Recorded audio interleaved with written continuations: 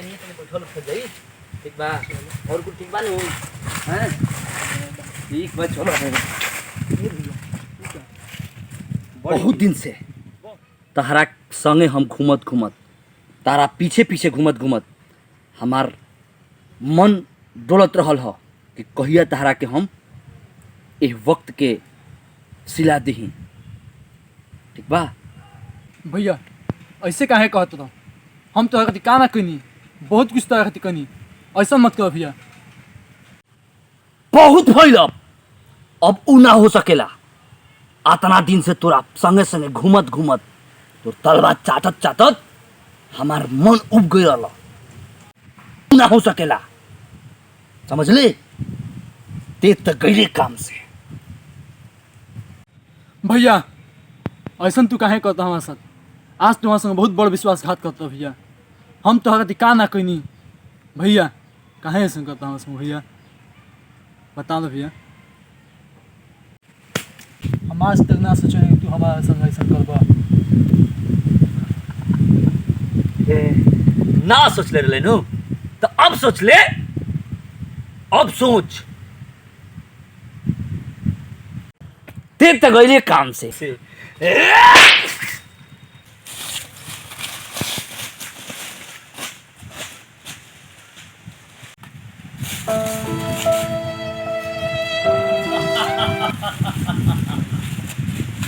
देख बाबू अभी बहुत भाई चूहा में लिए खेल अब तोहार तो इंड हो रहल बा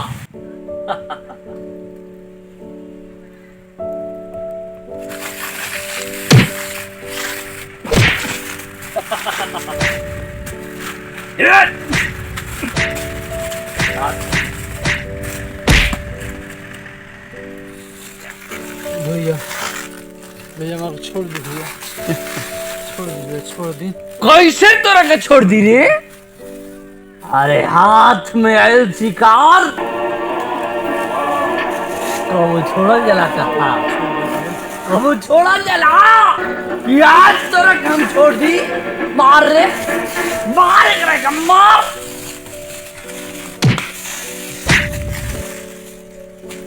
ये आज के दिन जौन हन बाबू आज के दिन जौन मार और मार एक दोस्ती के मतलब ये होला जौन ते सोच ना सकेले तोरा दोस्ती के भुजिया ना बना दिहल गईल तेहू सोचबे कि हम केहू से दोस्ती काहे करी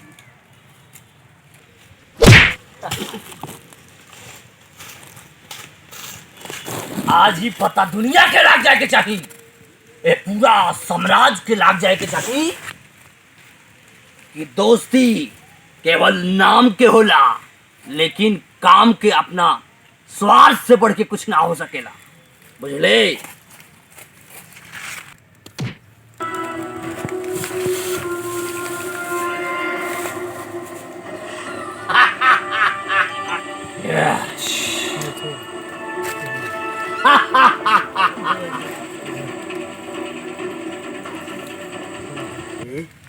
छोड़ दी भैया छोड़ दी आज तो हम जाएंगे अच्छा ऐसे कैसे हम अंजाम क्या होला छोड़ भैया दोस्ती के अंजाम का होला हम समझ गए भैया आज बुझा गई जी भैया छोड़ बुझा गई छोड़ दी भैया छोड़ दी भैया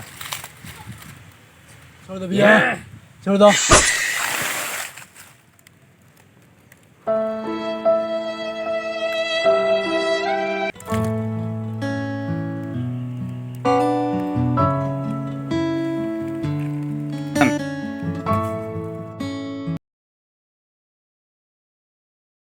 हो गई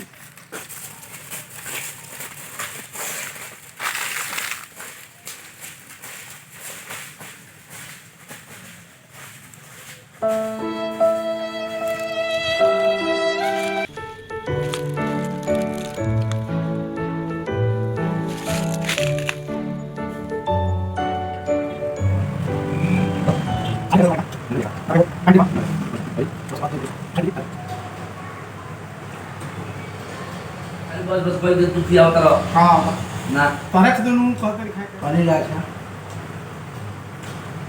छोट भाई को रहता है बड़ भाई को कितना हो जाए हम देखो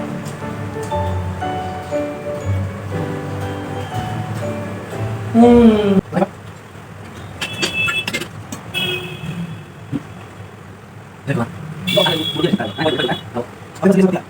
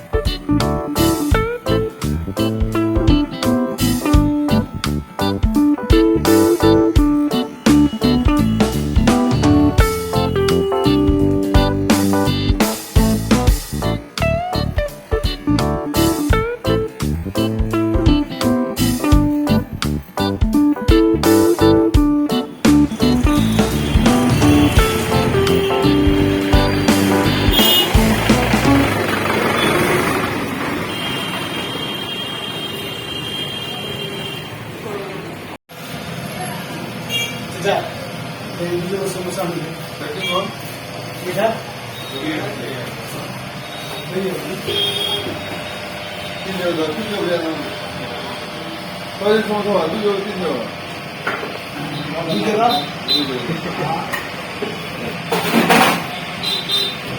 करना apa naiknya ये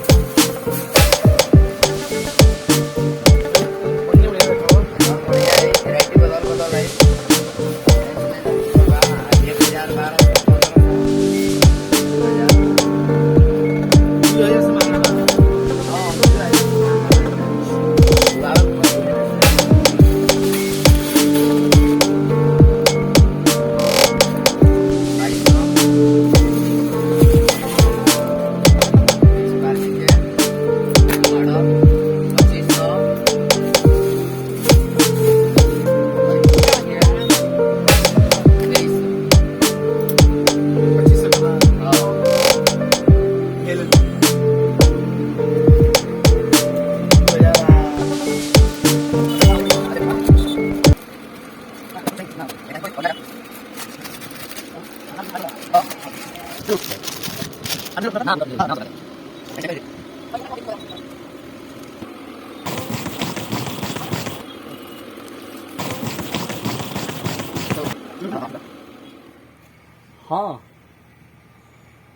जहाँ बतौलर नहीं वो जे रही है, ठीक बा। बस हम लिया के आवते बानी। हाँ, एकदम झाड़ी में लुकाई रही है, बस हम एकदम लिया के आवत बानी, ठीक बा। चल ठीक बा, ठीक बा, रख।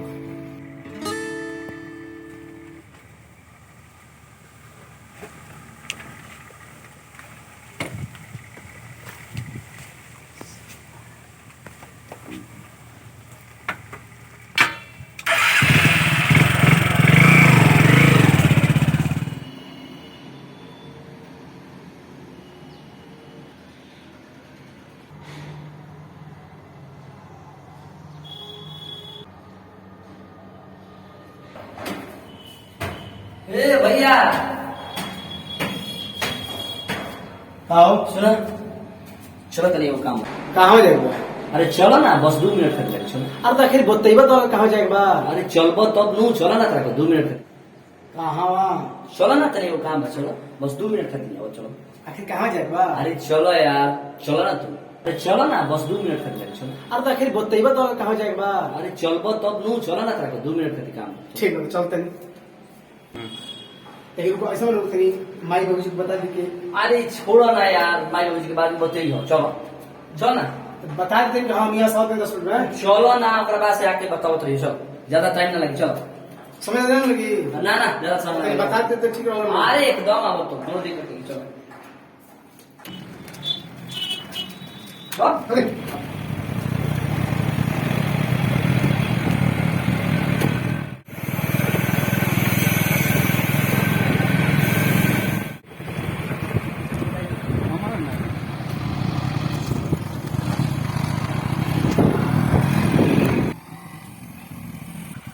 रुको तनी, पेशाब को ले जाओ।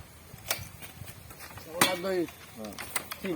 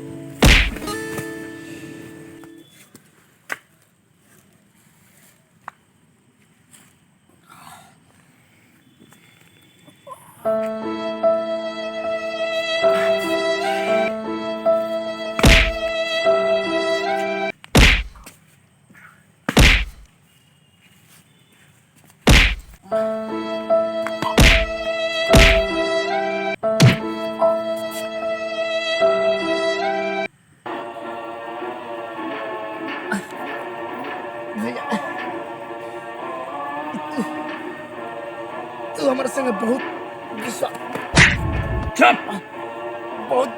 विश्वासघात कैला भैया।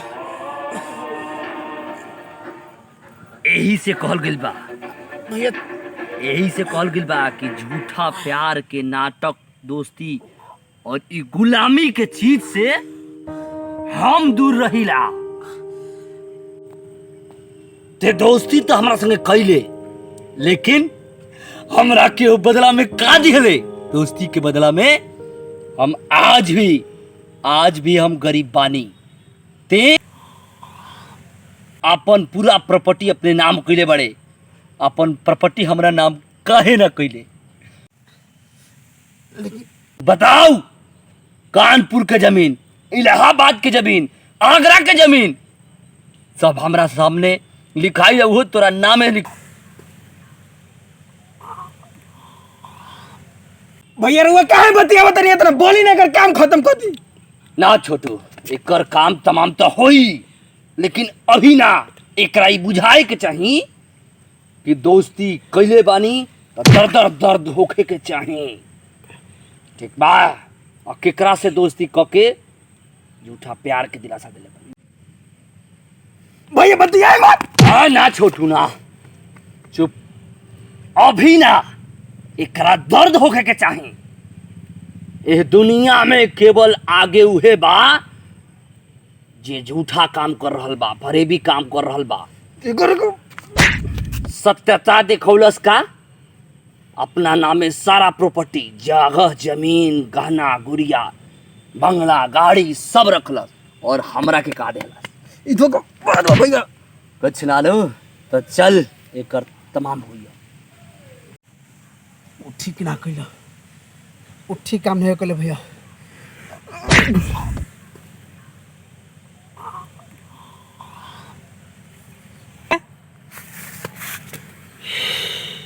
भैया अरे बाबू भैया